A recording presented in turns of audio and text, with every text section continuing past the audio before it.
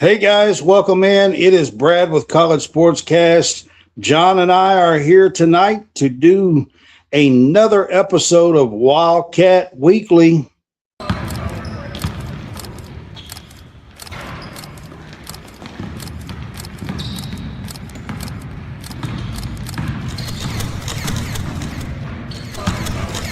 Thank you for tuning in to College SportsCast. College SportsCast presents Wildcat Weekly. Hey guys, welcome back. It is Brad with College SportsCast.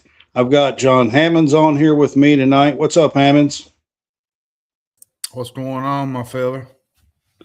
So we got a busy show for you guys, but before we get started here, man, we are going to talk about our Facebook real quick. If you enjoy our stuff and our content, man, we would greatly appreciate it if you would hit that subscribe button, man. It's only 99 cents a month. That's all we ask.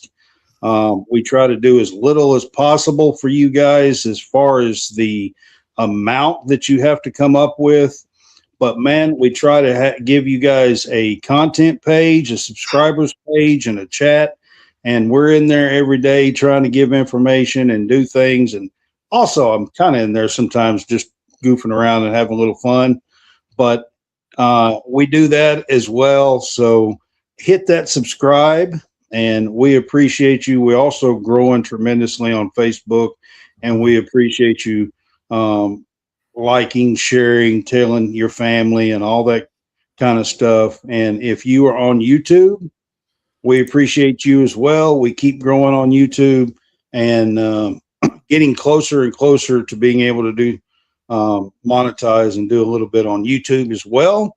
So hit that like and subscribe on YouTube or on Facebook. Facebook is 99 cents a month for a subscription, but you can hit that on both. So just want to put that out there. And then while we are doing this show, at the top left corner of the screen, you will see a QR code.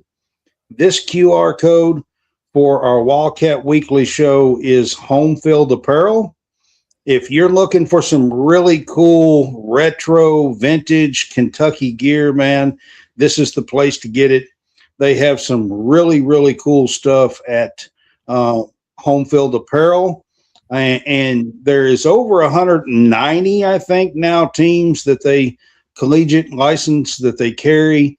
But if you're a Kentucky fan, man, this is the place to get your, the untouchables, the unforgettables, all kinds of cool stuff, cool logos, retro logos, and things of that nature. Use our code CSCAST or just use that QR code at the top of the screen. I'm going to leave that up as we talk. And then, John, before we move on to our next segment, we do have a guest. But before we move on to that, if you want to hit up your little sis's. Yeah. My little sis has got, a thing coming in March where she's giving out to the community, whether it's clothes, soap, hand sanitizer, whatever, clothes. They're going to feed people. It's something just to help the community. I think she's doing a wonderful job with it. She's got a big heart, like I said. I share it quite often. Her name is Timberly Frederick. If you want information, just look at my page and go follow her. They're still needing things. Not sure what they need, but pop. Like I said, soap. Necessity things that can keep you, in the home, things that are a necessity to be around, the house, towels, whatever you need. So, So it's basically stuff just trying to help out the unfortunate and things of that nature, I believe. Exactly. So, go help her out. The less fortunate people, if you are, one of them, this is something that's helping them out. And if you can afford to donate and give something for them, just look it up on John's Facebook page. And it's sometime in March. I'm not sure the exact date just yet. Yeah, it's sometime in March. So, All right. We're just trying to help her out a little bit here at College Sportscast, but we do have a guest here tonight with us, John. Next up, we're going to welcome in Joseph Decker of Next Up Recruits. And let me get him pulled up here on the screen for you guys. There he is. What's up, Joseph? What's up, guys? Once again, thanks for having me on. Hope y'all are doing well. I appreciate you being on with us, man. Joseph is with Next Up Recruits here in the state of Kentucky. And I am just going to give you the platform here and tell us a little bit about what you do and why you do it. Yeah, so Next Up Recruits is an NCAA certified scouting service that has been around since 2012. It was started by Taylor Hicks, who in my humble opinion is one of the best scouts in the country. And about November 2024, he took a chance, having me be a part of the business. It was just him at the time. So he wanted me to come on and kind of take over the program, take over the platform, take over as the head scout and kind of start working and doing a lot of work.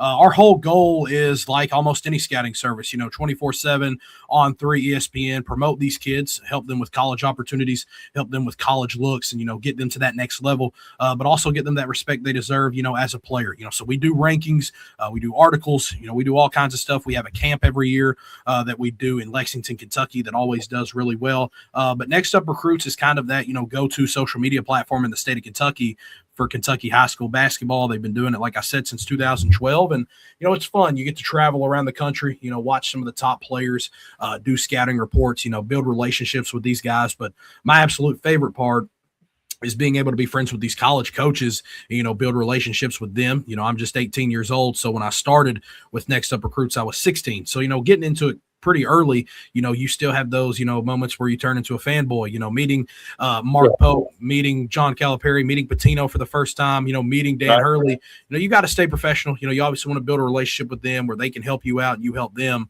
But it's hard sometimes at that moment not to, kind of be like, hey, you're watching that guy on TV for over a decade. He's one of the best at what he does. So it's a tremendous opportunity. I've been really blessed. And, every day I try to help out more and more of these players around the state and kind of help them push toward that goal that all of them's working for, and that's getting to the next level and, getting an education at the next level and, continuing their athletic career. I got a question. Do you cover just the boys, or do you do boys and girls at Next Up? So when I started, I was individually doing my own thing at the time. I do a podcast as well called The Joe Show, and it's where we typically only cover Kentucky high school basketball. We've had some college coaches come on there, but it's mainly Kentucky high school basketball. But it's mainly always been boys. I'll be honest, I've always been more into the boys side of things, and just been closer with guys. So it was easier to kind of jump in and like, hey, first episode, let's get this guy on here because you've known him for so long. And there were some early guests where we had some really good girls from around the states on. Peyton Bradley joined me. She's currently playing at Louisville.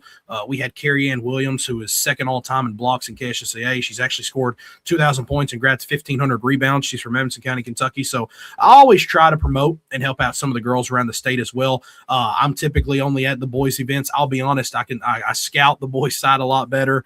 It's two different games in a way. It really is. At the end of the day, you're trying to go out there and score, but there's a lot more that goes into it. But no, mainly just boys.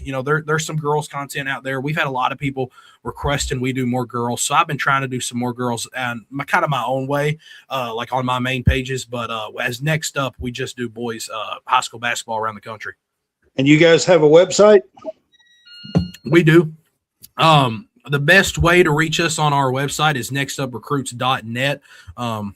On there, you can see our rankings, how we scout, what we do. You can read our articles. You can actually go through our camp alumni, which is something pretty cool to look through. We've had every Kentucky Mr. Basketball since 2012. I think we've had 8 players who's currently in the NBA attend our camp. And you can actually see some of our camp information from our previous camp in case maybe you're interested in attending that September coming up, But you can see our rankings. You can get our email in case you ever want to reach out to us. A lot of people send us in film, send us in stats, send us in things they want us to see so their son can be easily recruited. But yeah, you can go to our website, nextuprecruits.net, and you can find a lot more information on there as well. That's cool, man. I just wanted to give you the platform to, let you get your website out and that kind of stuff. Let's switch it up. And like, this is about the time of year where, the districts are fixing to be starting up here and beginning here not too long from now. And, the seasons are kind of winding down. So let's talk about the, Kentucky high school basketball for just a few minutes. John, do you have a question or two you want to ask Joseph? I just kind of want to go at, like, who is some of the guys that you've paid attention to that you've watched? I know around here I've noticed Grayson Burton. He's a really good player. Jake Fieldhouse, the Evan Ellis kid from Corbin. I'm gonna look at the 13th region. I think Madison Central's in I think they're in the they're in the 11th region. That's right. Which region do you think is going to be most wide open when it comes to tournament play? Well, I'll say this first. Kentucky high school basketball at the day it is right now is probably as talented as it's ever been. And that's saying something because it's always been, one of the better states. I think it's always out there outside of, the Californias, Texases, Floridas, New Yorks. With the population, it's hard to compete. But especially if you look at the kids that have left the state, like a Tyron Stokes, like a Taylon Kinney, Jasper Johnson, who's at Kentucky right now. The talent in the state the last 2 years has been off the charts. And this year it's even better, I think, all around. But no, I think you talk about Madison Central and you look at that 11th region. It's as wide open as any other region in the state. And, you have your favorites, obviously. Madison Central is the favorite right now, but then you look and you got Frederick Douglass, Lexington Catholic, Bryan Station, all teams ranked in the top 25. And I immediately think of the 7th region when you ask me, which is the city of Louisville. So you have St. X, you have Christian Academy Louisville, you have Ballard, you have Louisville Male, you have Eastern, all these schools. And the 7th and the 11th are pretty typically your two best regions because it is the city of Lexington, maybe a county on the outskirts, like, for instance, Madison Central. And then the 7th region is always those inner city Louisville schools. But there's some other really talented regions out there, the 4th region being Bowling Green and, the surrounding counties. It's always strong. You usually have the Purples and Warren Central coming out of there, but Warren Central's having a phenomenal season. But I'd say the 7th and the 11th are two of the better regions. The 9th is always pretty competitive. Plus, it's kind of the outer skirts of Cincinnati toward Covington. You got your Campbell County, stuff like that. So Covington Catholic's actually the number 1 ranked team in the state right now, coached by Jake Thielen. They're having a terrific season. But just kind of hitting back, talking about Kentucky high school basketball, it's in a great spot right now. The KHSAA does a phenomenal job. The way the state tournament is set up is 0 to none, where we have 16 regions where they all get a chance to go play for one trophy. I think we're one of the last remaining. We might be the last remaining state that does it off regions and not necessarily classes.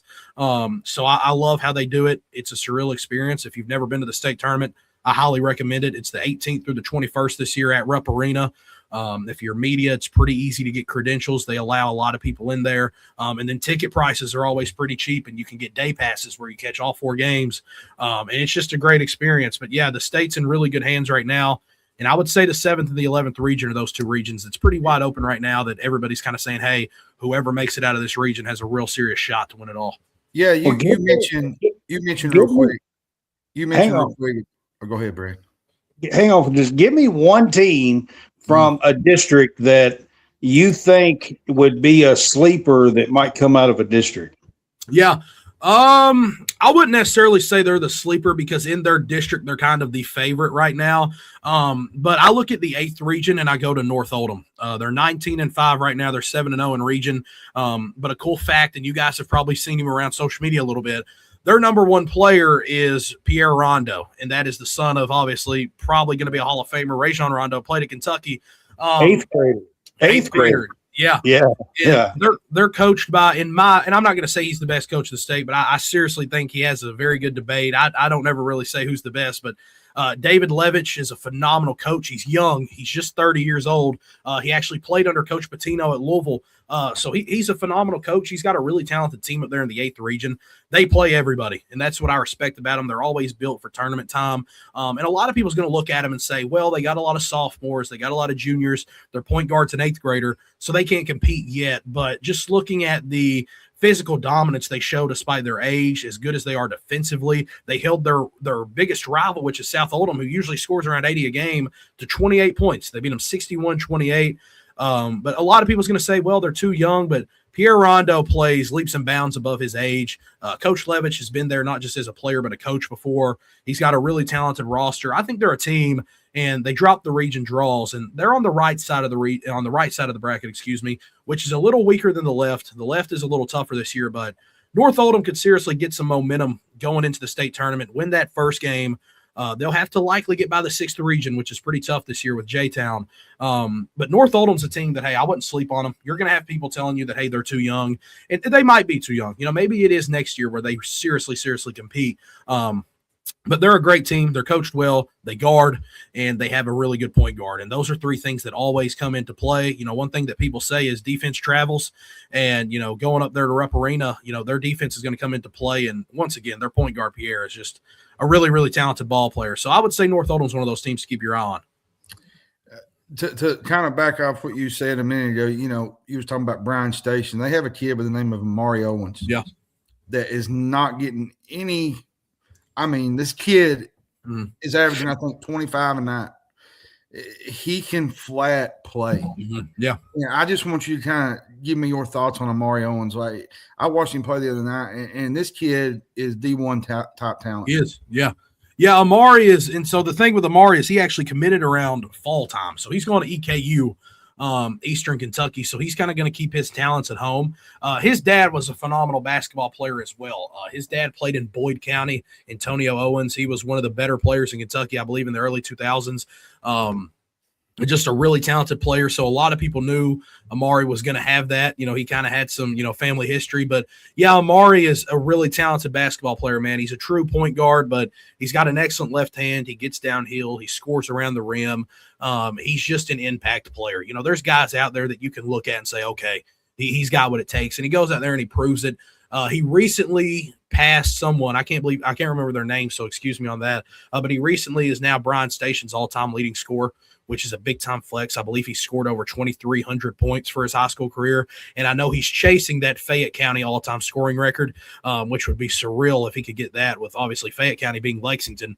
So many good basketball players that came through there. But, yeah, Amari he's a really good ball player. I think Coach A.W. Hamilton at EKU is getting a stud with Amari. And a lot of people hold against him is that, he's ball dominant at times. But, Amari has been improving his shot for 2 years now.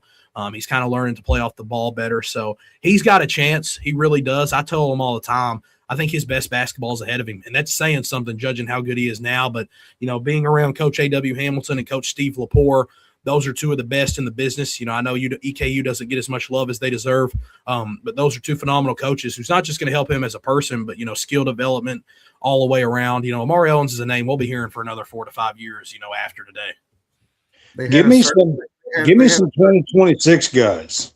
Who's some 2026 guys? Yeah, and the 26 class is kind of what's been talking about the most here. And I know I told you backstage that the 28 class is so loaded, but that 26 class is the senior group, and that's ultimately who decides, who's Kentucky Mr. Basketball.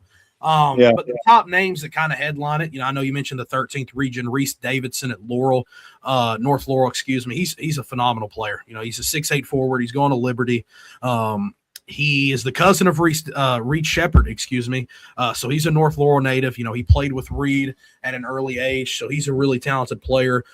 Carrion Berry actually recently got eligible about mid-January. He's very debatably the best player in that class. He's a 6'6" wing. I believe he has 16 Division I offers. He's played at about the highest level. He was actually with Prolific Prep, which is the number 1 ranked high school in the country right now. They're a prep out of Florida, Boca Raton. He actually played there this summer before deciding to come back home. He's at North Hardin. Jake Feldhouse, who you guys mentioned at Madison Central. Obviously, his dad was, one of the unforgettables at Kentucky. So pretty cool to see him doing what he's doing at Madison Central. He's committed to Belmont. He's got a really bright future. We mentioned Amari Owens. Jonathan Moss, who you could have a very well debate is the best point guard in the state. He's a 3-star. He's rated nationally. He's at Davis County. I believe he's averaging 24 points and 7 assists right now. Just a true offensive talent. Cole Edlin actually was deemed by some college coaches and scouts the best shooter in the country. He's a 6'1" combo guard. He played with Wildcat Select during AAU, which is Talon Kinney's team. A lot of people know his name, and they were a really good duo. He's committed to Western Kentucky. Coach Plona's getting a very good player with that one. But the list is deep. I believe so far there's been about 12 players commit. Well, I think there's 9 players who's committed Division I so far, and then the other 3 that's like, I believe, we have guys ranked number 2, 4, and 6 that aren't committed yet. You kind of know they're going to end up Division I. So a lot of people early said this 26 class wasn't super strong, obviously, because the 25 class that just came through sent 21 guys Division I, and that's going to be hard to beat. That's going to be tough to beat. That was a really good class. It's headlined by Malachi Moreno. You throw Jasper Johnson back in there. That's another kid who went Division I. Obviously, he left his sophomore year, but this 26 class is pretty solid. It's got some really good mid-major talent, and it's got some guys who's going to go low major and kind of have to work and grind things out. But, I really like this class's future, if that makes sense. I think 2-3 years down the line, we could see him playing at a higher level, have a chance to kill. But the 26 class, it's pretty loaded, man. And Jacob Spurlock's a guy I forgot. He's committed to Youngstown State. He is, to some people, the favorite for Kentucky Mr. Basketball. He's going to end up scoring over 2,500 points, grabbing over 1,000 rebounds, and he's second all-time in three-pointers made. So that just kind of speaks volumes to how good this class is when I'm sitting here naming guys, and I forget a guy like that for a second. So, yeah, it's a really good class. And then you got the kid, Braxton Keatley. This kid, he just goes off every night. Yeah. Every night. Yeah. And if Mark Pope, if you're listening, he's a great talent. Yeah. He can get it done. And you was talking about Malachi. Malachi's earning some money. Oh yeah. Yeah, he has. The kid's earning some money. So the 27 and 28 classes, your juniors and sophomores this year, kind of run through a few names out of those classes for us. Yeah. Yeah, well, I think John just mentioned kind of the top junior, which is Braxton Keithley. Braxton's a name you got to watch. He's putting up historic numbers in the state of Kentucky, and it translates to, he had a really productive offseason. And one thing when I scout, and it's tough sometimes because not every region in Kentucky is as strong as the other. You're going to have weaker games. Sometimes you got to judge competition to a T, but Braxton took it to the next level and played for 3SSB, which is Adidas's AAU circuit, which is one of the top 4 biggest ones right there with EYBL and Nike. And he performed. He played great against other top 100 guys in the country, other top 150 guys. He had college coaches all around watching him. I know Florida State reached out to him, Kentucky, Louisville. He had so many schools reach out to him because of his performances. He's a legit player, man, and his work ethic is what speaks to me. I know his dad, Kevin, and his mom, Leanne, pretty well, and I know Braxton. He's a tremendous worker, and I'm always going to respect somebody who wants it. Jack Logston out of Grayson County, he's a 6'6" shooting guard. He's committed to Western Kentucky. He's an early commit. A lot of people say junior and say already committed.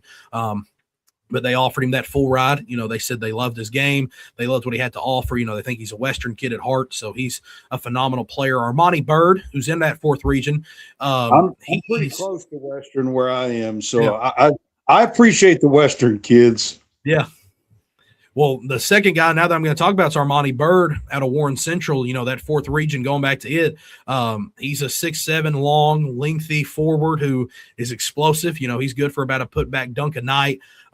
Westerns reach out to him, so it's pretty cool to see them still recruiting, that inner city Bowling Green. You mentioned Braxton Keithley, but Jeri Brown out of Webb Du Bois, which is an inner city school in Louisville. He's already surpassed 2,000 points. He was just on a visit to Michigan, number 1 team in the country, 2 days ago. So he's getting some national love. Montez Gay at Clark County, George Rogers Clark. I think he holds 4 Division I offers. He's a pretty fun talent. And then Matthew Lange, who is one that I want to shout out here, and then we can kind of move on to that 28 class. His dad, Dan Lange, played at Vanderbilt and played in the NBA for several years. Matthew is a 6'7" 2 guard, but he's really fun to watch, man. Offensively, he's as talented as anybody we've talked about tonight. He's really got a shot. He's in Marshall County, so he's about 2.5 hours from me. John, if you say you're in the 13th region, that's even farther for you. He's all the way about 10 minutes from Paducah.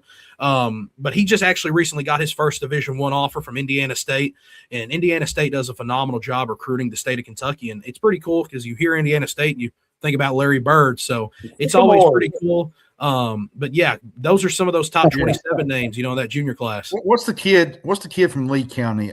Corey Flincham. He's leading the state in scoring right now. Oh, I think he's averaging, I think it's 37.9, but he's almost averaging 38 points a game, man. He's having a really good season.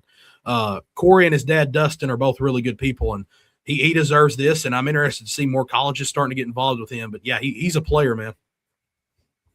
So the 28 class, I know you said it may be, Yeah. if they all stay together and don't leave the state, because that's something that Kentucky has to worry about. But the 28 class could be potentially. Well, yeah. Headlining it right now is Josh Lindsey. He's had just about every high major in the country reach out to him: Arkansas, Kentucky, Louisville. He's actually been offered by Indiana already. He is at St. X, and I'll just kind of name those top guys. So Josh Lindsey, Jordan Mitchell, Boogie Cook, Trey Hillerich are all ranked top 100 by some scouting services. I believe Josh is as high as 16 by On3.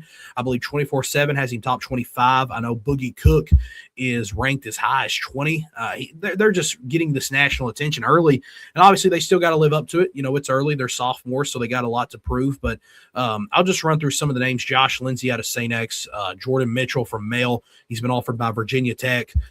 He's averaging, I believe, 24 a game right now. He's a 6'4" guard. Another kid who Dusty May had on campus at Michigan on a visit, Andrew Terry, who is more kind of toward Eastern Kentucky. He's in the 10th region at Montgomery County. He's a really special talent. He's a 6'8" forward. He's strong. He can be a brute down there, but he also shoots it. He's got, I believe, 2 Division I offers right now from Jacksonville State and EKU. He was actually at Western Kentucky 2 nights ago on a little visit. And then Boogie Cook's got Kansas State, Texas A&M, Indiana, Virginia Tech, starting, your recruiting process off with 4 high majors kind of says something. He's got a chance to be something really special. He's a 6'7" forward. He's playing under Tim Riley at Christian Academy, who's one of the best coaches in the country. And then Trey Hillerich is a 6'10" center who is playing at Male as well. So he teams up with Jordan Mitchell. They got 2 really talented guys there. Hillerich is out right now with an ACL injury. He'll be back for next year, but he's took visits to Auburn, Miami, Ohio, 2 of the top, Miami, Ohio's, debatably the best mid-major in the country right now. They've not lost. And then we all know what Auburn is when they're rolling. But he holds a Division I offer from Eastern Tennessee State. And Jamie Shaw, who's one of the better scouts in the country for On3, said that he's a top big man prospect in the world, so that carries some weight. But that class all around goes extremely deep. You have a kid named Joaquin Siakam, who is, pretty renownedly known in that class as a top 10 kid. And his uncle is Pascal Siakam, who's playing at Indiana Pacers right now. So there's a lot of talent. You look from the outside right now, there could legitimately be 20 kids go Division I in that class with possibly 4 to 5 high major. And obviously I say possibly because with the way the recruiting process is now, the way coaches are, a lot of times kids go a step down because they have the portal, they have the overseas players. Now we're talking about G leaguers finding their way into the college basketball, and even some guys who played NBA minutes. So it's always harder to judge now. But yeah, that 28 class has a chance to be something really special. It really does. Don't get Brad started on that one tonight. No, I'm gonna wrap this up with you pretty quick, but just quickly, man. UK caliber players. I know you've named a bunch tonight. Just that Mark Pope, you think maybe could recruit here that would be in-state kids out of these classes that we talked about. I immediately go back to that 28 class that we were just talking about. Assistant coach Cody Fugger was recently at St. X to watch Christian Academy play St. X, and that featured 2 guys, Josh Lindsey and Boogie Cook, who we were just talking about. They're 2 of the top 20 ranked players in the country by On3 and 24/7. So they're getting that national love. They've got high major offers already. They're playing at the highest circuits off the court, and they're producing at the high school level. So I would say, Coach Mark Pope's going to be keeping an eye on guys like Josh Lindsey, Jordan Mitchell, Boogie Cook. Those are 3 names that really stand out in that 28 class. But you never know. There's obviously kids that's going to grow and improve. I know this isn't one of the classes we talked about, but Mason Grivna, who is a freshman at Ballard, he is 6'11", and he is commonly kind of known as the best prospect in the state because he's a 6'11" stretch big who shoots it, rebounds, dunks it, blocks everything. He's giving very early Malachi Moreno-esque vibes, and he's already hearing from Indiana. He's already having Kentucky come watch his games. Louisville, obviously not getting, some offers early, but he's got Virginia Tech. He's got Arizona State, and he's a freshman. So I think Mason Grivna is going to be someone who's going to be recruited by Mark Pope. I think you can kind of bookmark that early. He'll be a McDonald's All-American more than likely. He'll be one of the top players. I'm sure Rondo will be as well. I'm sure. Yeah. And it's hard to predict that because he's in 8th grade, but I think you make a great point. That's how good he is already. That's way down the road. The thing I look at it from that perspective, Joe, is sometimes they want to pave their own way. Yeah. And I'm not saying that he don't want to go to Kentucky. Yeah. But sometimes you step into your father's footsteps and you step in the shadow, and sometimes that can be too much for some kids.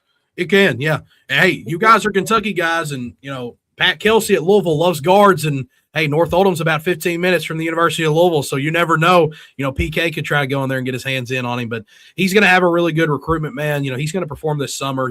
Rondo does a phenomenal job with him, and he's got a chance, and he's only going to keep getting better. But, yeah, those are just kind of some of those early names who I think, Coach Pope and his staff are keeping a pretty good eye on right now.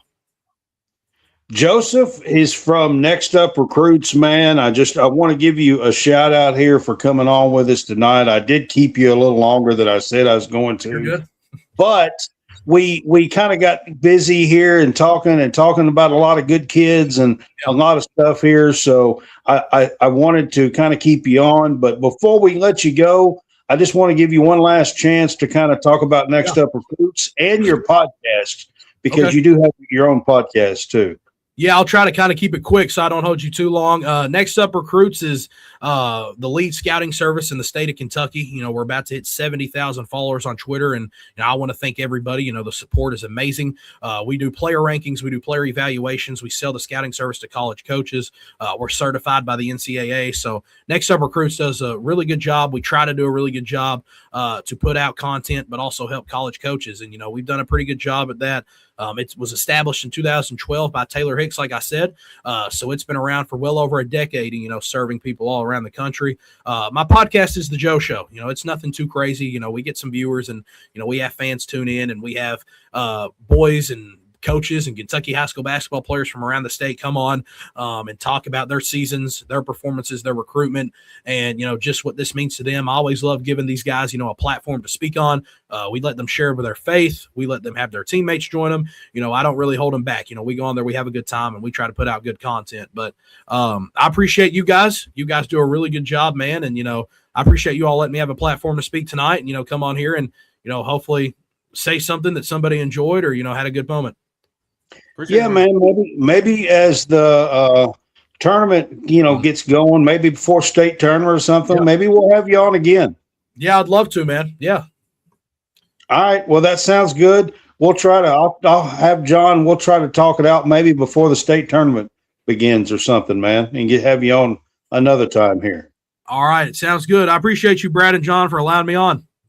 All right, man. You have a good night, guys. This has been Joseph Decker with Next Up Recruits, and he has the Joe Show podcast, and just wanted to give him a shout out here tonight for coming on. That dude's talented, man. He is. He has a lot of knowledge. That's what I was going to say. He's knowledgeable, man. And just throwing this out there, he's an 18-year-old kid, guys. Yep.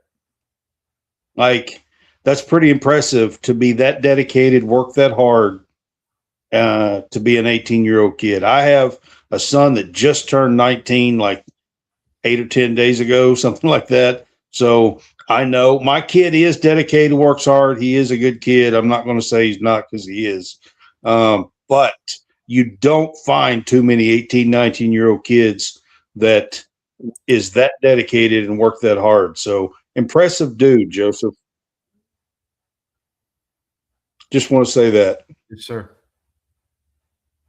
All right. Looks like we have a few people on with us that probably follows Joseph, and I just want to say I appreciate you guys being on. Appreciate it. So I want to post a couple of things here.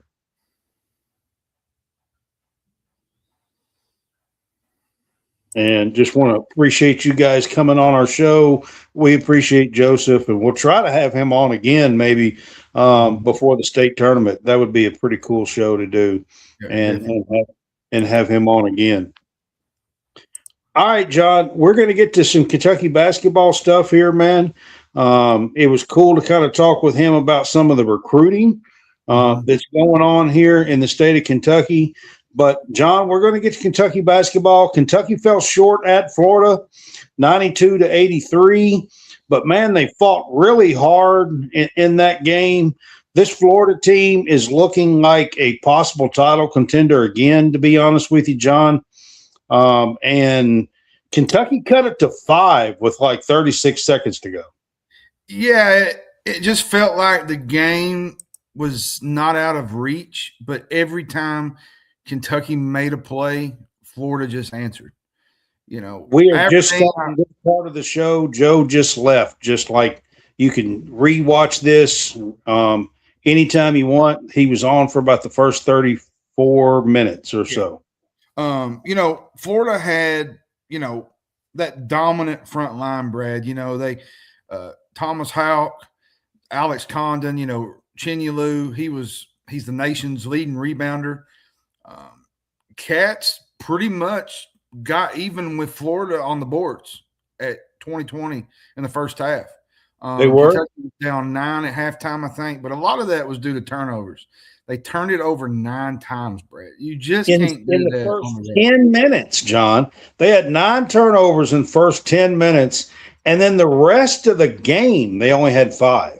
Well, the thing is Florida can make shots. Their strength is their front court, okay? But it's difficult to beat a team when they're shooting well. Xavier Lee had a coming out party. He hit 4 of 7, I think. I think he had 22 points. Urban Clavar hit some big shots. I want to say this about Lee. We can't. I don't understand why we're going under screens. I just don't understand that. That was another question I had. Early in this game, I mean, listen, Lee's not been a great shooter most of this year, but he has been improving. And at this level, guys, I mean, you just can't go under screens like that. And they started out doing that. He hit his first, 4, John, something like that. Yeah. And they're going under screens. I want to bring up another point that happened Saturday that most people probably even didn't realize was Otega Owe had 995 career points, and he became the 63rd 1,000-point scorer in Kentucky men's basketball history. Props. Yeah. And only the 5th. Only 5 transfers have ever reached the 1,000-point scoring club for Kentucky. He's only the 5th ever transfer to make that list. Kyle Macy, Oscar Sheboy, Antonio Reeves. I'm missing one.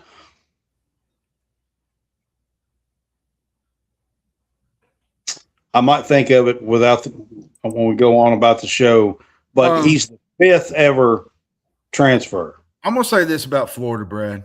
When Florida gets hot like that against Kentucky, that's an elite team. They are, and they're long. They're so talented. They basically have 6'9", 6'10", 3 of them, power forward, like NBA style, on the floor at the same time.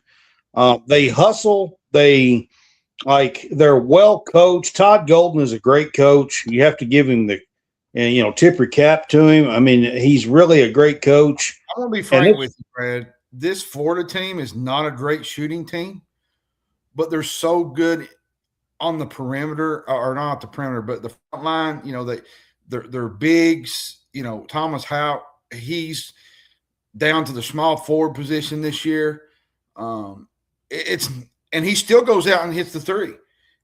But what it does, it makes them better defensively and tougher to handle on the glass. And then when he goes back out and he hits shots like he hit a few of them Saturday, that changes this whole Florida team. Well, when you have that kind of size on the floor, you have so much length. And I don't mean just tall. You have length in your defending, in your passing. So you were talking about those turnovers early. Like, you can deflect passes a lot better because you have that length out on the defense.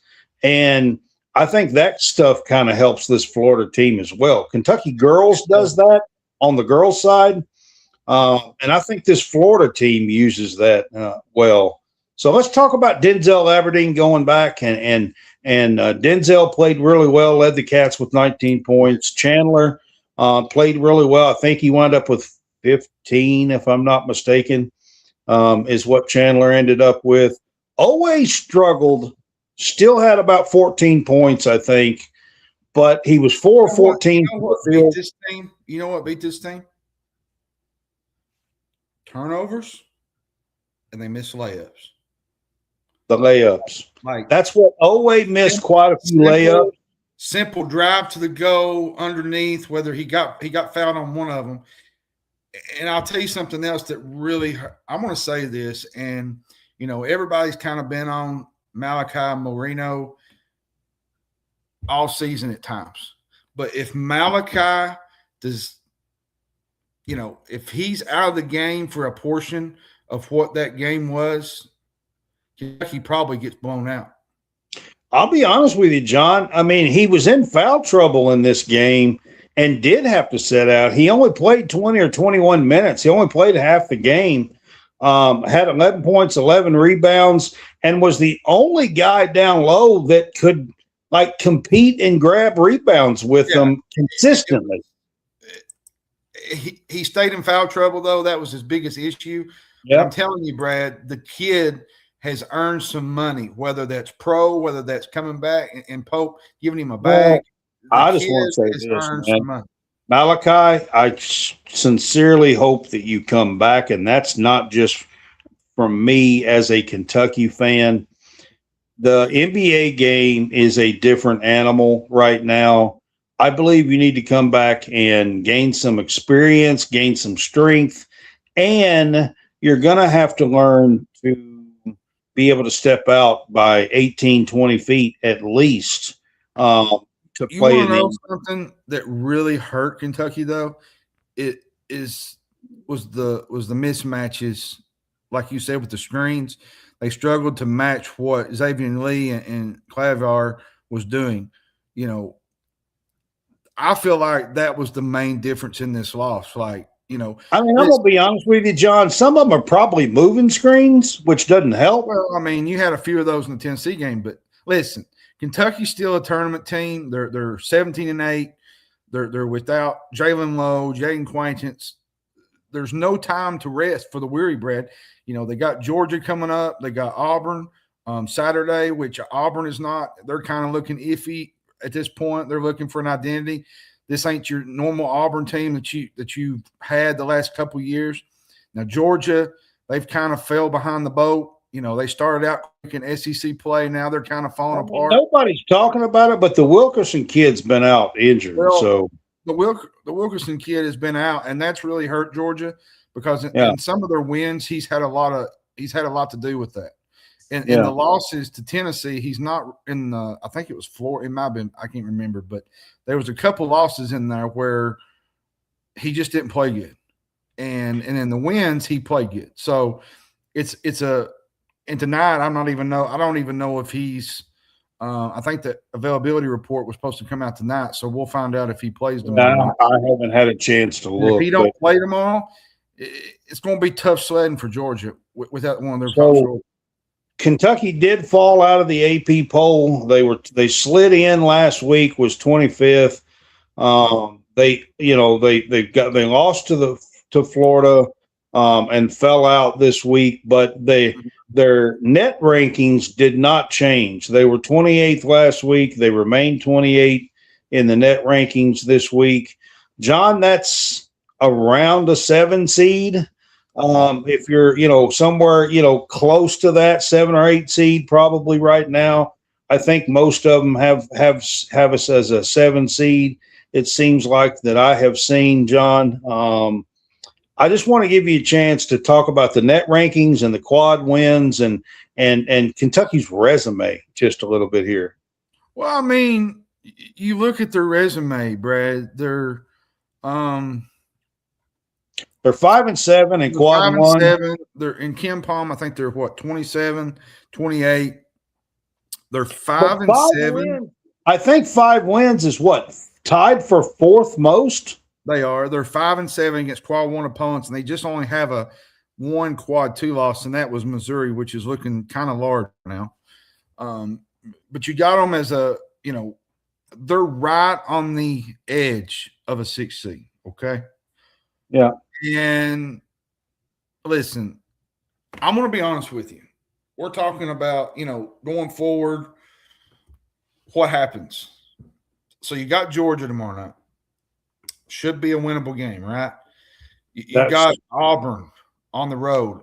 This week we got Georgia tomorrow night at home. I just want to throw out, I will be there tomorrow night. Lord willing, if make it and everything, but I will be there tomorrow night to cover the Georgia game. And then we play at Auburn. Auburn's not been at what people kind of thought they were going to be. But that is a tough arena to play. I feel like Auburn this year is so dependent on Holloway, or not Holloway, but Pettiford. Like, and Keyshawn has not played none. The last couple of games? The kid from UCF. I think he's been suspended. I don't know if he's going to be. I think he got in a little trouble. So who knows what he'll do this week? I know Auburn plays team rules or something. I'm not sure exactly. I'm not for sure, but I think don't they play Mississippi State? I think Wednesday night. I think it's on the road. Listen, this ain't your normal Auburn team. Most years, I would say that this would be a tough game going into the jungle, but I actually think Kentucky wins this game. I think it's 2 winnable games this week. Well, and then you got South Carolina on the road on Tuesday. And listen, I'm not spreading no hate towards South Carolina, but if you can't beat this South Carolina team, you might as well call the season. They're not great. No, they're just not. So that could be 3 straight winnable games. Well, then you got Vandy next weekend, and then you got Texas A&M on the road, and that's another game that I feel like hey, Kentucky's sliding a little bit. A&M's been sliding a little bit. And then you got the rematch with Florida. Yep. Listen, I'm going to say this: if Kentucky can at least go. Florida's going to have to lose one somewhere down the for them to even win the. Kentucky has a chance, and I'm not going to sit here and say they are going to do it, but there is a chance that they could win 5 in a row if they play ball like they have been. Yeah, I agree. Here's the thing: even if they don't win the SEC, I think you got to get that double bye. You got to get to Friday. Because the Thursday, you got to win that one. You got to win Friday. You got to win 4 games in 4 days. You got to win Thursday. You got to win Friday. You got to win Saturday. You got to win one Sunday. Like, that's too much. You need the Friday game in your back pocket. As a fan, John, it's been a long time. I would love to get to that Florida game and us have a chance to win the SEC. Yeah, that would be super sweet. It's been a while. It's been a long time. And then I'm going to be honest with you, John. Like you said, getting that double bye is going to be huge to play on Friday. I want to win a game or two. I would love to get to the finals of the SEC. I'm going to say this, and Kentucky has played better. They're more in tune. They know their roles. You see, when Lowe went out, and you had Quaintance go out, everybody was kind of it was like a jigsaw puzzle. You didn't know what to do. But now everybody has a role. Like Denzel has a role. He starts at the guard. He kind of gets some fresh air when Jasper comes in off the bench. And Jasper hit a big 3 Saturday. Marino, like Garrison, it's made everybody, all their roles kind of, and this is who we are as a team. And this is what we're going to be going down the stretch. And they have proved in the last 7 or 8 games. Listen, Brad, they went on the road in a hostile environment in Florida and only lost. And I know people say, well, I don't like moral victories. Well, they only lost by 9 points. And there was a couple plays. If they don't, to a team that had been killing folks. Like by 30 points. Yeah. their last like 4 or 5 wins before the Kentucky game, they had averaged by 28 points. And I'm telling you, if you see the kind of grit and the toughness that you've seen the last 8 games, I'm going to tell you right now, and I'm just going to say this straight out. It's really been 10 or 12 now that they've been playing that way. Say this straight out. If I'm a 2 seed and I see a 7 seed Kentucky sitting there, I'm not worried. But with how they played, you know it's going to be a battle. It kind of makes me think. You know it's going to be a battle. It kind of makes me think, hey, wait a minute. Kentucky's playing a lot better. They're coming into here with a chip on their shoulder. Denzel's playing better. Ortega, when he goes downhill, he's playing good.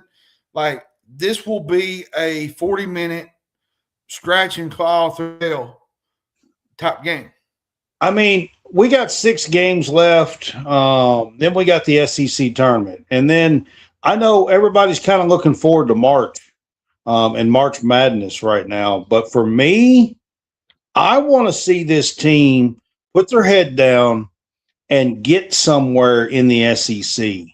John, I grew up in a time where most of my life, Kentucky was the dominant force in the SEC. There was just not very many teams that could even It was basically the SEC tournament.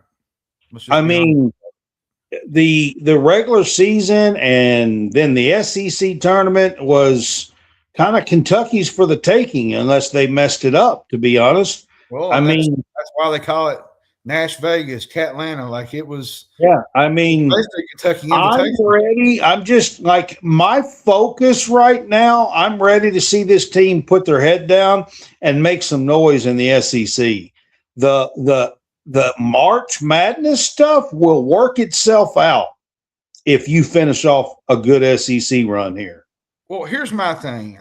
Let me say this real quick. Like, there was a couple years ago. Might have been, it was a couple years ago. I think it was the Texas A&M game where I think it was Coach Cal's last year when they lost to A&M and they come in and they lost to Oakland in the next round with so much talent. With Reed Shepherd, DJ Wagner. They had a bunch of guys that Antonio Reeves. What's the kid in the middle? I'm trying to think. The Mitchell. Which Mitchell didn't look great towards the end of the year. He had gotten injured.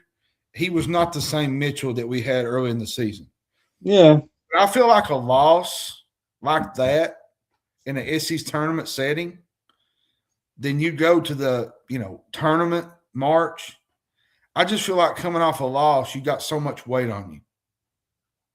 When if you win a game, you get a little momentum, like last year with Oklahoma.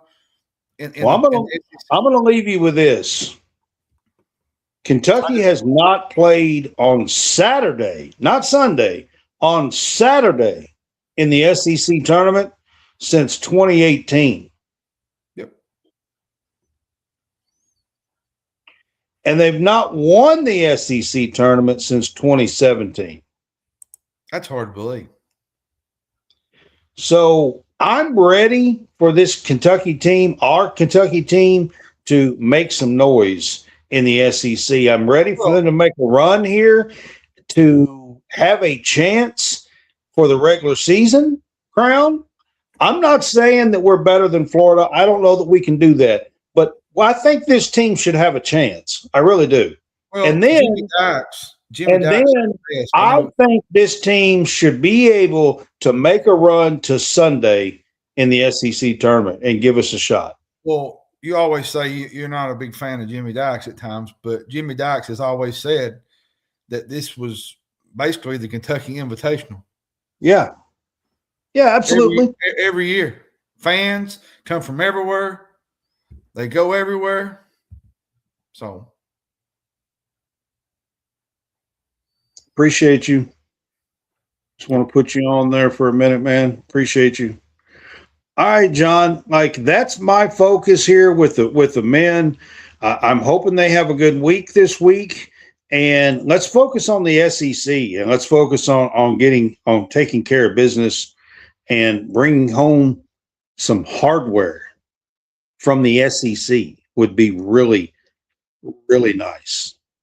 And I know a lot of fans think only about the Final Four and winning a national title. I'm kind of old school, man. I want to focus on the SEC.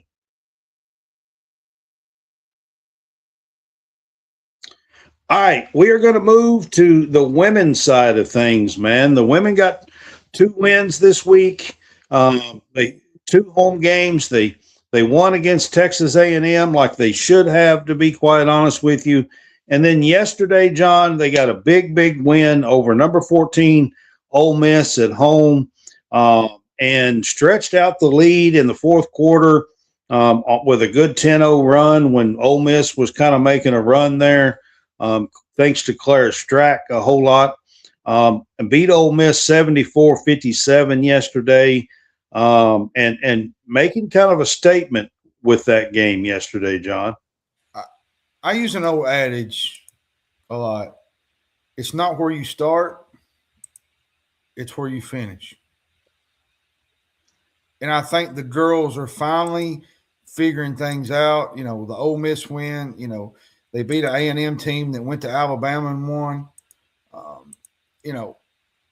SEC play is tough. It is. Kenny Brooks, people don't realize there's been a lot of frustration. They've lost to Vanderbilt, 2 points? One. They won. They had time without Tiani Key, which was very fatal for them. They had a play. On the road, they had the ball with like 8 seconds to go, and it should have had a chance to beat Tennessee. Well, and the thing is, everybody's going to look at that Texas game, but listen, I feel like Texas didn't play great. Kentucky, it was a 1-point game with 5.5 minutes to go. And the defense of Texas kind of put them away. Yeah. Brooks, I feel like shifting the lineup was better. He had Asia Boone. I think he started her in place of Obi. Yeah. And I felt like the energy, the way they came out was completely different. Yeah. I agree with that. Let's be honest, Brad. Like, sometimes you have to just switch things up. Now, Sunday's win is not probably going to put them in the hosting time, but I feel like they have put themselves in a great position for a 4 seed. Now, they're going to have opportunity Sunday. They're going to have a rematch at Vanderbilt. Like, can you go and beat Michaela Blake's on the road and do what they did to you at home? It's going to be tough, that's for sure. Georgia just beat Vanderbilt. They did it at home, but still counts all the same, especially in horseshoe hand grenades. Yeah, that's almost yeah. All right, I do want to bring this up today. Clara Strack was named the Naismith Player of the Week. That's a big deal. She is one of the players for Player of the Year. So getting this late in the season as the Player of the Week is going to keep her in the running at least for a little bit longer, I would think, for Player of the Year. There's some strong candidates. I'm not a dummy. I do know that Clara's got a lot of ground to make up to be Player of the Year. But getting Naismith Player of the Week and being in the running is something to celebrate. I just want to give Clara a huge shout out here, man. I mean, yesterday when Ole Miss had chopped down the lead to a 6-point lead with about 5 or 6 minutes to go in the game yesterday, Clara Strack just took over. She had an up and under move. She had a ball fake and a blow by that I absolutely loved yesterday. She scored 8 straight points on a 10-0 run that puts the game back out to a 16-point game and kind of put the game away. There was a point in this game where Kentucky had a 39-15 lead. Yep, 39-15. Right before halftime. They had a 19-0 run in the second quarter. Yep. And a lot of that had to do with Mia Hassett and Asia Boone. Yeah. That's my next. Asia's my next. That's what I wanted to bring up was Asia Boone. Like, this girl is just shining on the big stage right now. Like, she's hitting shots, she's hitting threes, she's driving to the gut. Like, she's doing everything that you want that type of player to do for you as a team. Asia hit a corner three where she got fouled, man, and got knocked down, and just it was so awesome to see her in the corner just wailing, screaming her lungs out, and her teammates come over and pick her up. She knocks down the three. She was a big reason for that 19-0 run in the second quarter. Asia is shooting lights out right now, John. In the last 6 games, Asia is 24 of 46 from three-point land, 52.2%. Impressive, Brad. That's kind of good, isn't it? Yep. I want to bring up something that is kind of dear to my heart while we're on this kind of topic. You know where I'm going with this. Yesterday, they wore pink. Yep. And if you're kind of wondering it was the annual Play for K game. Yep. And Kenny Brooks, it's special to him because his wife fought and defeated breast cancer. Absolutely. This game brings a lot of awareness to it and what a lot of people are fighting, especially with cancer. I don't know if you look in the background there. Scratch is wearing the pink shirt there. That's the reason why he had on the pink shirt yesterday. There's kids there taking pictures with him. Some of the men's players was there yesterday wearing their pink. I don't know if you caught Denzel Aberdeen's press conference today. He was at the press conference.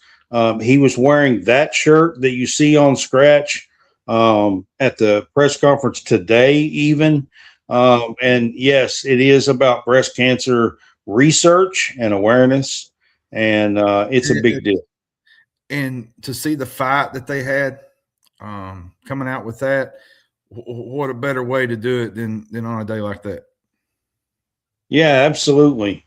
100%. I loved it. I love, that the crowd and the team and the SEC, to be honest with you. The Play for K is an SEC thing. And the SEC to be a part of that and to donate that kind of money. There was a $1.2 million check given to research yesterday. So it's a big deal. And to be able to do that. So that's a lot of money to give to cancer research from just one of the SEC teams. So just a huge shout out to that. Asia though, man, for real, you was talking about that lineup change. Asia has been playing lights out. She was the one that was inserted into the lineup.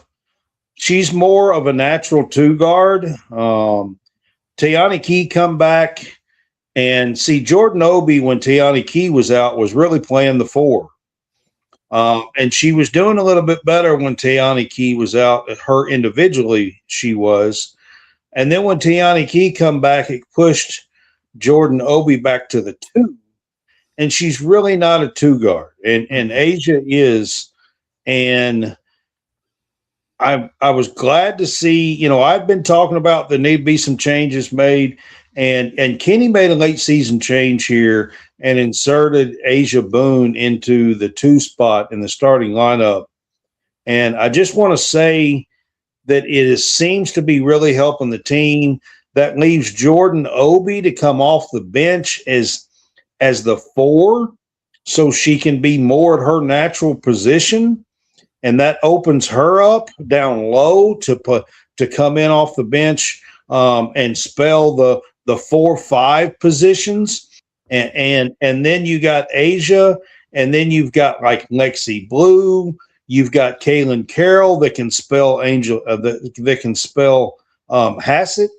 And you've got you started to say Angel Reed.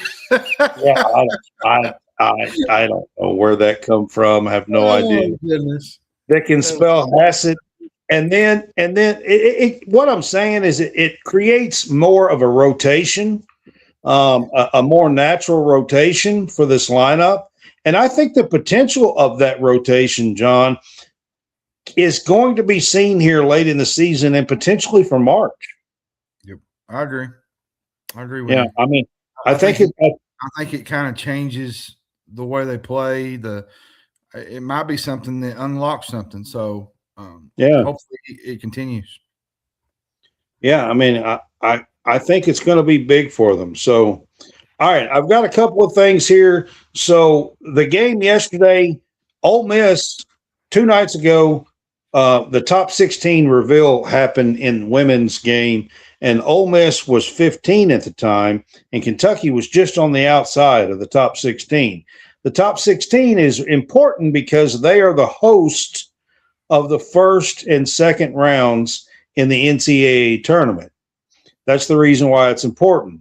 Kentucky, now with that win over Ole Miss, at least, John, is back in contention probably to host again like they did last year and to have a Lexington regional at Memorial Coliseum, which would be big. Yeah, I think they got to beat Vanderbilt. I think they got to win one of the last few games they've got. Well, we play Auburn, which should be a win, and then you get Vanderbilt and South Carolina at home. Yeah, so you probably here's the deal. I think you got to win one of Vanderbilt or South Carolina. Yep, and you get South Carolina at home. So, yeah. All right, so Vandy. Let's talk real quick about them. Vandy, the girls have that bye week this week. The women have the bye week this week. They don't have a midweek game this week. They are off till Sunday. They have a full week of rest this week. So they do get to rest while Vandy has to play Thursday night this week. So I don't know if that will help the girls or not, but they do get the rest this week.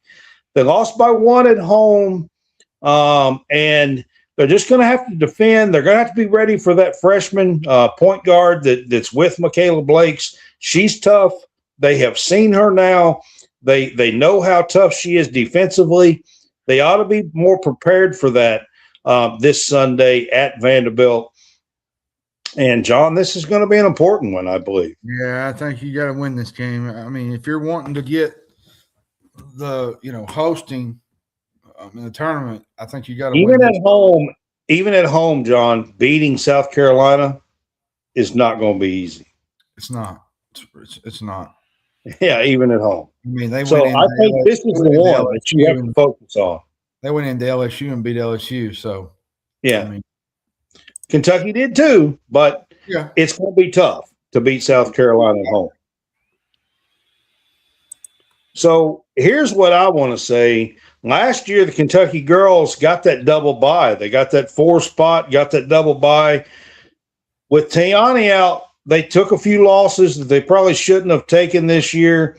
They're kind of out for that top 4 bye. But maintaining a top 8 is important as well because the top 8 play Thursday, Friday, Saturday, Sunday. You get 4 games. If you're outside of that top 8, you got to play 5 games in 5 days in the SEC tournament.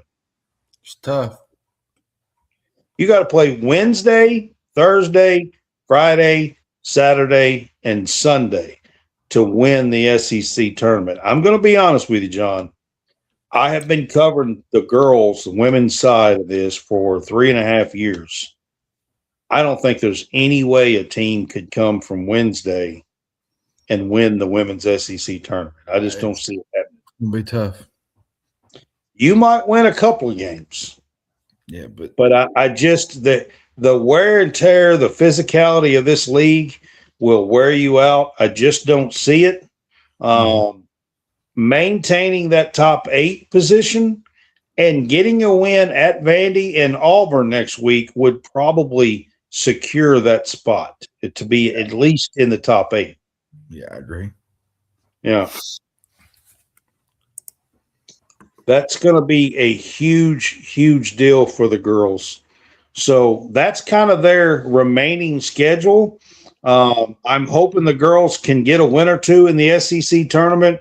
It's going to be tough, John. The SEC tournament is, you got South Carolina that's looking head and shoulders above everybody now.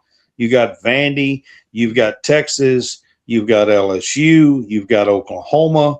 I mean, it's tough in the SEC, tough goings. It's brutal. So just getting there, getting a couple of wins would be big for this girls team because it absolutely would lock up a host site more than likely if they could get there and do what I'm talking about, 2 wins and then get a couple of wins in the SEC tournament. That would absolutely lock them up for a 4 seed. Yep. Or 3 even, maybe. All right, John, that's going to wrap up our women's talk here. I do want to mention just a couple of things here today. John, Kentucky football announced their spring game. Did you see that? Mm-hmm.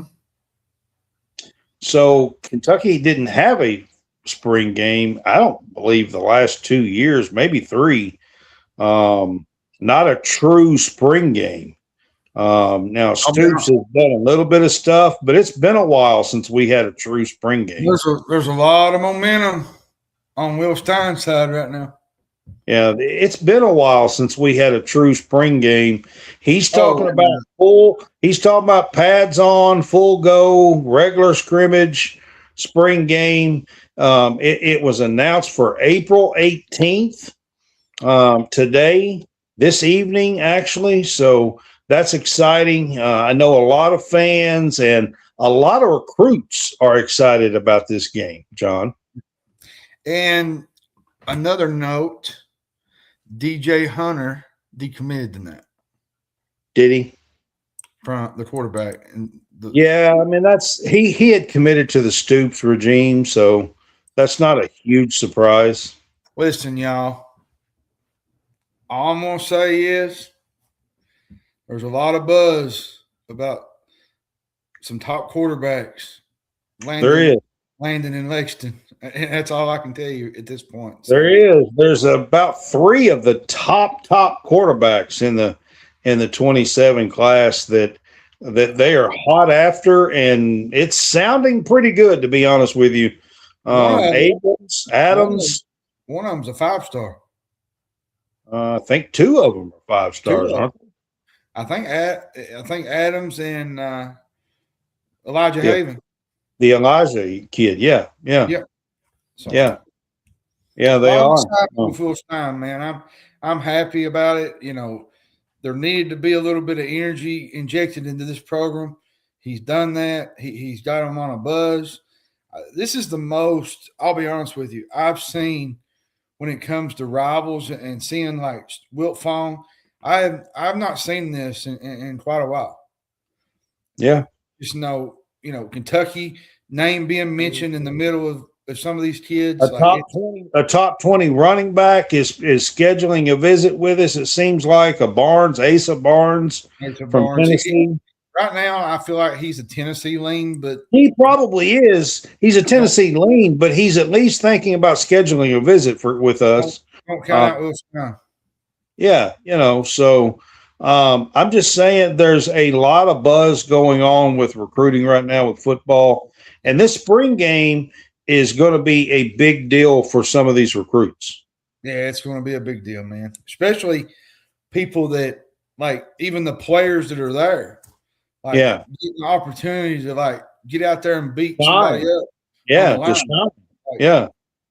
bust heads in the pads. I'm telling you, man, I'm like I said, I'm excited about football season and what we got in store coming up.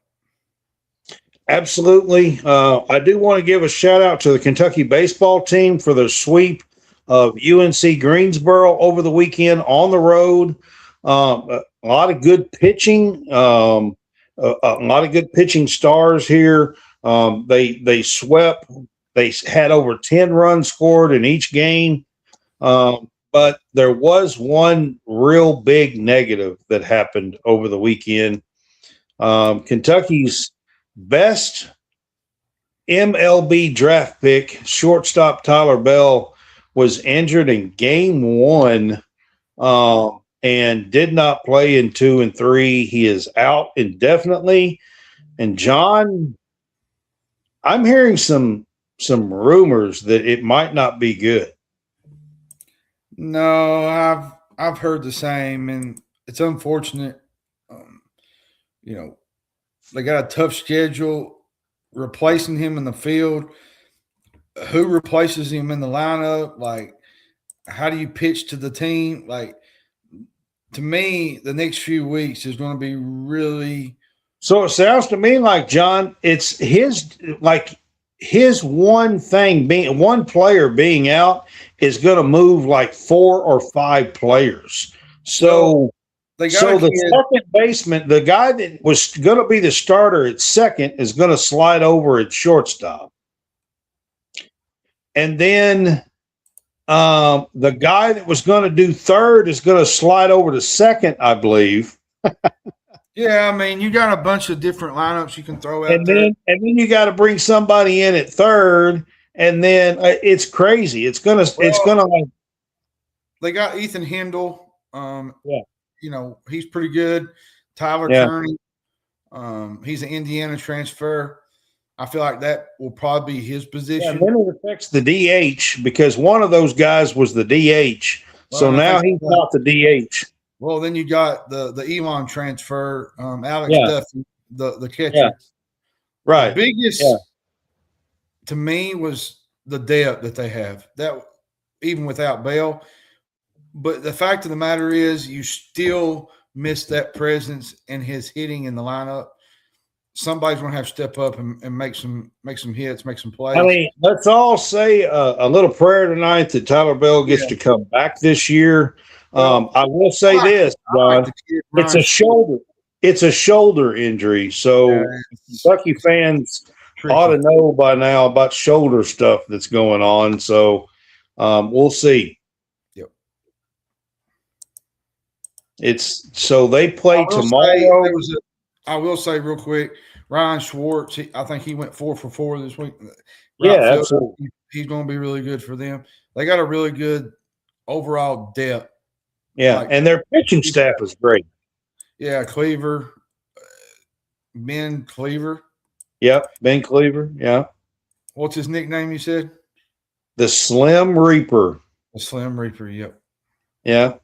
They start tomorrow. Their home opener is tomorrow. It's against a Kentucky school, and I'm probably going to say this wrong. It's either Moorhead or Murray.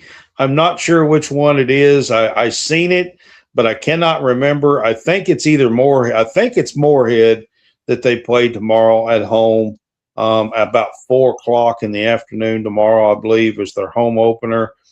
And then they play I believe on the road again this weekend, and I cannot remember where it is right off the top of my head.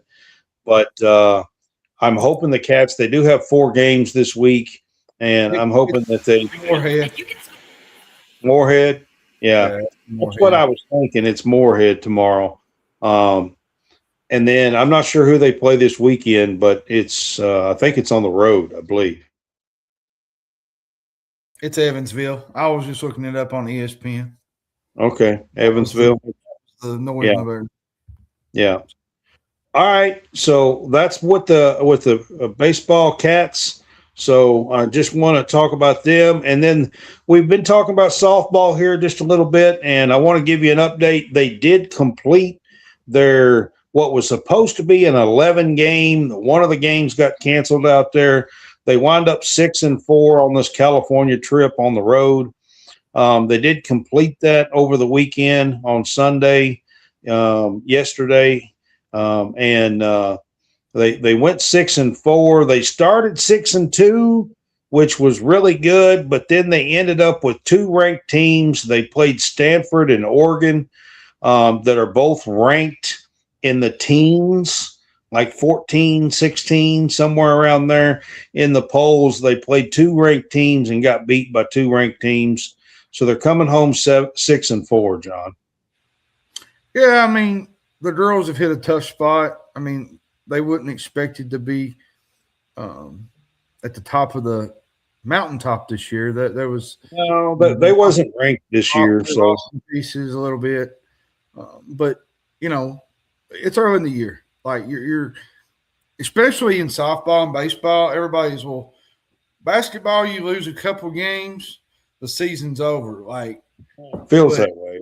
But softball and baseball, like no, you got a long way to go. Yeah, long season. 1 or 2 losses are not really going to, affect you this early in the year. So, what's up? Well, Mike? I mean, they did beat 1 ranked team. They beat Stanford. They played Stanford twice. They beat Stanford once, I believe, and lost once. So it's not like they lost to all of them. They did win one of the games versus ranked teams over the stretch there for their California trip. Michael finally showed up at our show. Finally, yeah, I see that. What's up, Michael? So the girls, they went out there. They have a freshman that threw a no-hitter in a first start, and they do seem to have some pitching. So pitching is always going to keep you in games if you got real good pitching. So I just kind of wonder if he's locked Mark Lawson up in the closet somewhere. Mark's probably calling a game somewhere. Well, they may be over with now. If I'm guessing, yep. Yeah. I don't know. Those guys, they're my buddies. Yeah. Good luck all tomorrow, right, y'all. man. Have fun, man. By the way.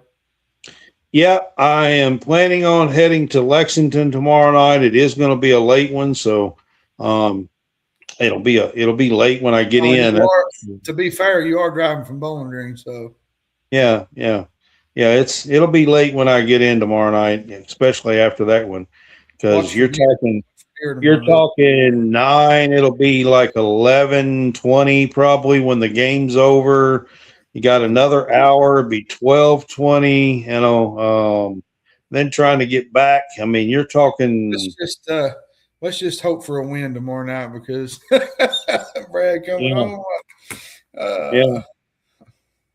But I'm looking forward to it. I want to thank you for being with us. I want to thank Kentucky for the opportunity to do this with you guys and have some fun.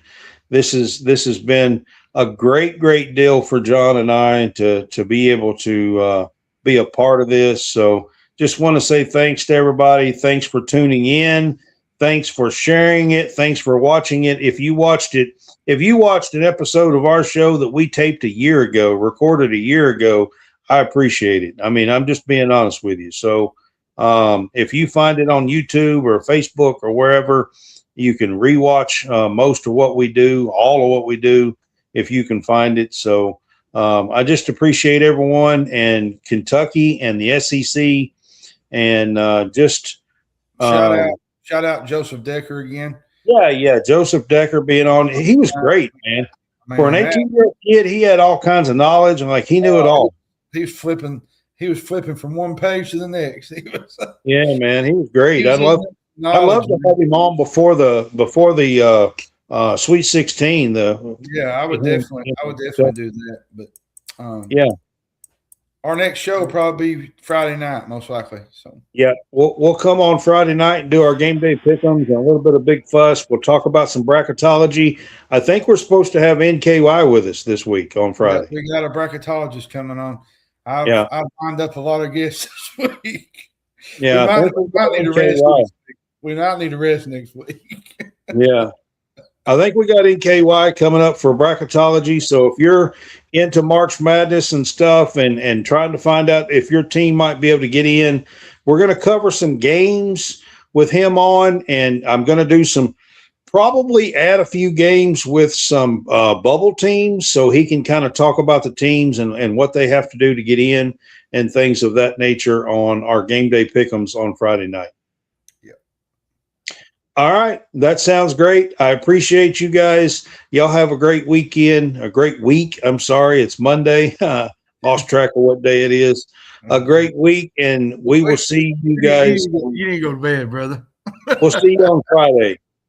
Have a good one. All right.